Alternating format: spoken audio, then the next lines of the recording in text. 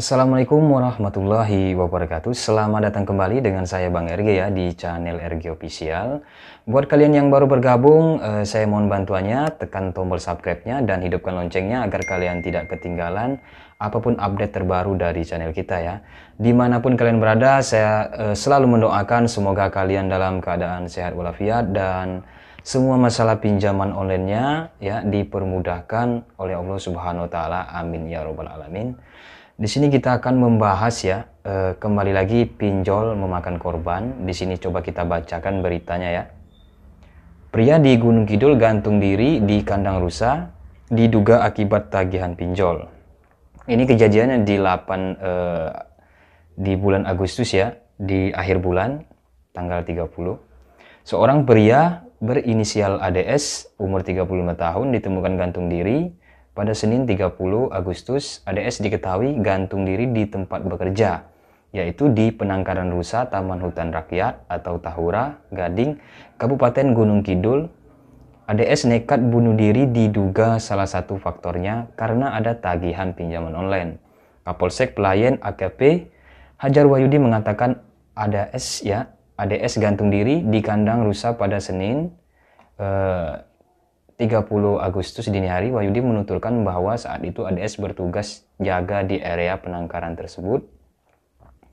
ADS semestinya berjaga bersama dua rekan dengan jadwal mulai hari Minggu 29 Agustus pukul 8. Hanya saja ketika itu dua rekan ADS tak lagi mengetahui keberadaannya hingga pukul 10.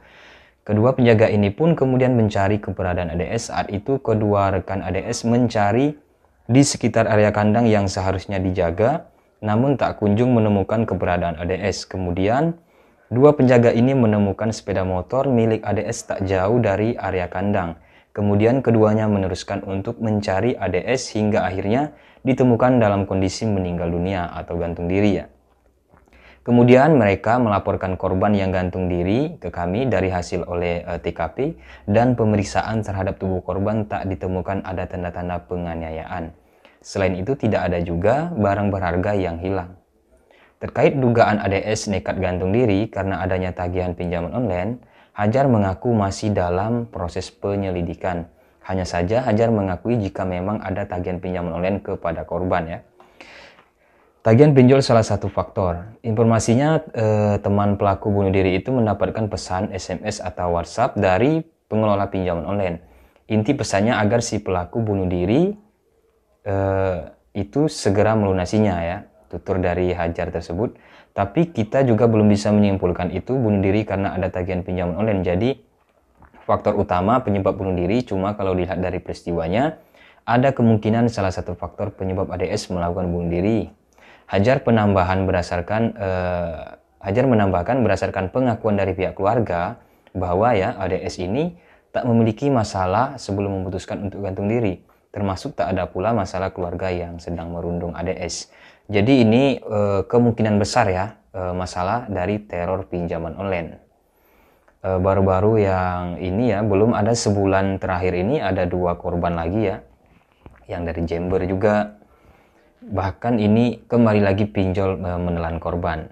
Jadi inilah yang sering saya sampaikan kepada teman-teman semua yang hari ini, yang saat ini masih dalam keadaan diteror, diancam, diintimidasi ya oleh pinjaman online ilegal.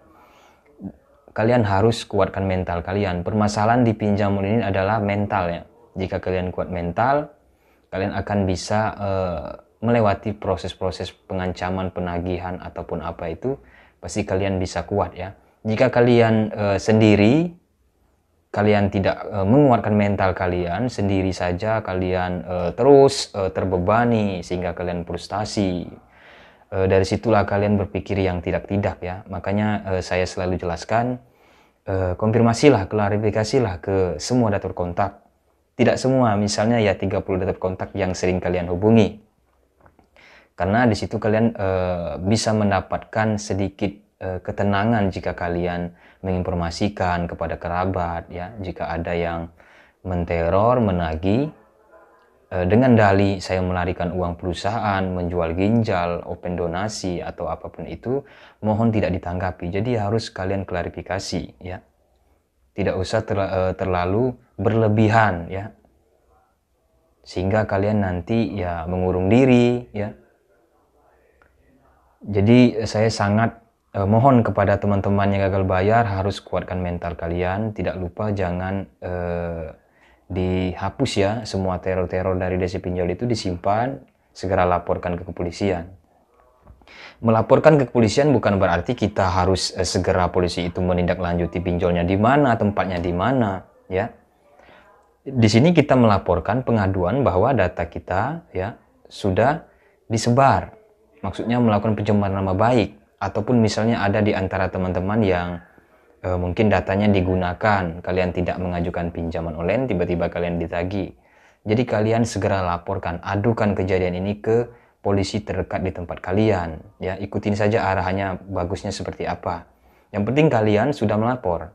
Karena takutnya nanti ke depannya di kemudian hari ya, sebulan, setahun atau 2 tahun ada tiba-tiba menagih dari pinjol yang tidak kalian ketahui, tidak kalian pernah ya mengajukan di pinjol tersebut, tiba-tiba kalian ditagih.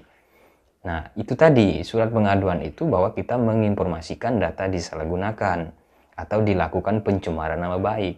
Karena kita sudah ada pegangan suatu hari nanti data disalahgunakan oleh pihak ketiga ya, DC pinjol ilegal ataupun yang lain sebagainya ya, karena kita tidak tahu, bisa saja ketika data kita sudah terinput di pinjaman ilegal itu tidak ada jaminan data kita buat aman ya. Jadi selalu saya jelaskan, mohon kepada teman-teman kuatkan mental ya, jangan sampai terjadi lagi yang seperti ini ya, pria yang di Gunung Kidul ini gantung diri di kandang rusa diduga akibat tagihan pinjaman online. Semoga tidak ada lagi korban yang sampai yang seperti ini ya. Makanya banyak yang masuk ke grup saya ataupun chat saya pribadi itu banyak ya, banyak yang ingin mengakhiri hidupnya. Makanya selalu saya cegah ya, selalu saya cegah. Makanya buat kalian yang belum bergabung di grup Telegram kita, silakan gabung saja.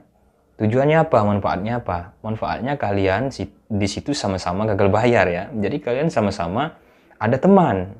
Kalian tidak sendiri diteror. Di situ kalian ada teman-teman juga yang diteror. Jadi kalian saling memberi solusi, saling memberi pendapat ya, arahan, saling menguatkan ya intinya.